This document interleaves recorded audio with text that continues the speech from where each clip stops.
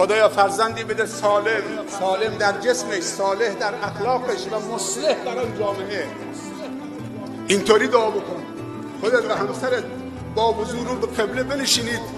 خدایا ثمره این ازدواج، خوشنودی خودت، عفت و پاکدامنی، فرزند سالم و صالح و مصلح.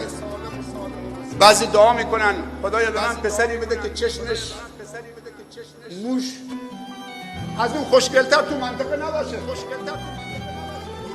خب تو که این همه درباره خوشگلیش دعا کردی، یعنی این زبان بهش فشار میاد میگه خدایا در اخلاقش هم صالح باشه. اگه خوشگل باشه صالح نباشه فاسد میشه، جامعه رو فاسد میکنه. خوشگلا زنها رو به فتنه میندازن، فرقی نمیکنه چه مرد خوشتیپ و خوشگل چه تقوا نباشه. اون دعا بکن صالح در اخلاقش، مصلح در برای جامعه.